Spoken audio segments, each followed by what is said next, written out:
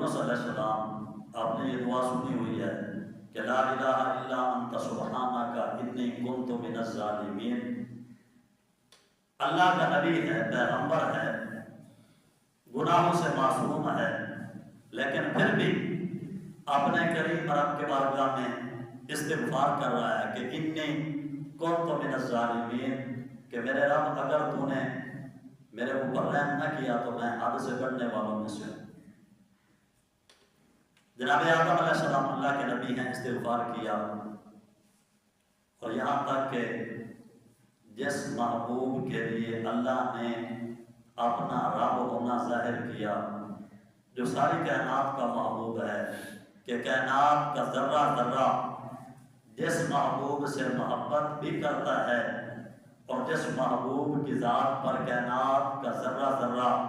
درود بھی پڑتا ہے، وہ محبوب بھی 100 بار استغفار کرتا ہے، استغفر اللہ استغفر اللہ، 100 بار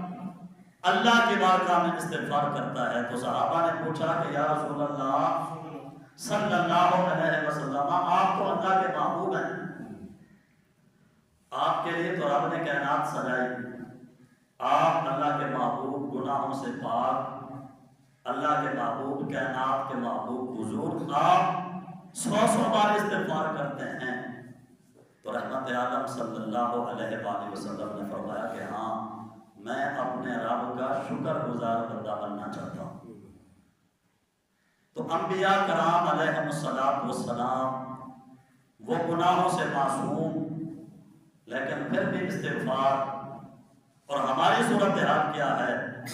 ہم گناہوں میں لتڑے ہوئے، گناہوں میں ڈوبے ہوئے، اس کے بعد بھی ہمیں شرمندگی نہیں، گناہوں میں ڈوبے ہوئے پھر بھی معافی نہیں مانگتے، گناہوں میں لتڑے ہوئے پھر بھی اللہ کے بارگاہ میں سر نہیں جھکاتے۔ اور تو اور ہمیں تو اتنا بھی احساس نہیں ہوتا کہ جمعہ جو ہے وہ 7 دن کے بعد آتا ہے، چلو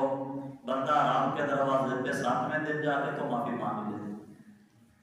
دن میں 5 مرتبہ اس کریم رب کی بارگاہ میں آ کر معافی مانگنا تو بڑی دور کی بات ہے۔ ہم تو اتنے بے باک اور بے خوف اور نڈر اور دلیر ہو گئے ہیں، ہمیں 7ویں دن بھی اللہ کی بارگاہ میں آنے کی توفیق نہیں ہوتی۔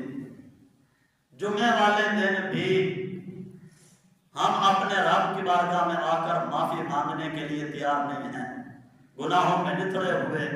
گناہوں میں ڈوبے ہوئے، گناہوں میں غرق ہوئے ہم لوگ، ہمیں استغفار کرنے کی فرصت نہیں، ہمیں سر جھکانے کی توفیق نہیں، ہمیں ندامت نہیں، ہمیں احساس نہیں، ہمیں شرمندگی نہیں ہے کہ وہ عظمت والا رب جو خود فرما رہا ہے کہ میری بارگاہ میں آ کر معافی مانگو، چلو دن میں 5 مرتبہ مجھ سے نہیں جایا جاتا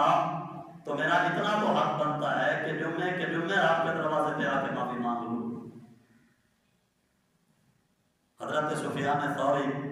رحمت اللہ علیہ، آپ سے کسی بندے نے پوچھا حضور میں جب تسبیح پڑھتا ہوں تو ثنا پڑھا کروں یا استغفار کیا کروں؟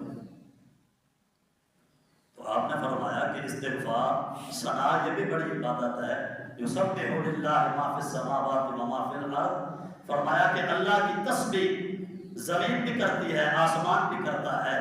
کائنات کا ذرہ ذرہ رب کی تسبیح کرتا ہے، رب کی پاکی بیان کرتا ہے، یہ بھی بڑی بات ہے۔ لیکن فرمایا کہ بندے تو استغفار کیا کر، تو استغفر اللہ کی تسبیح کیا کر، معافی مانگا کر۔ اس نے کہا حضور کیوں؟ میں باقی تسبیح کیوں نہ پڑھوں، استغفار کیوں کیا کروں؟ تو آپ نے نہ سمجھانے کے لیے بڑی خوبصورت بات کی۔ آپ نے فرمایا کہ بات یہ ہے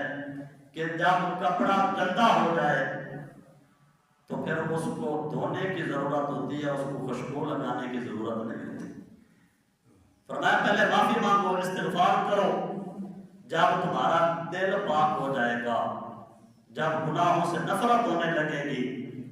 جب طبیعت پاک ہو جائے گی، زبان پاک ہو جائے گی،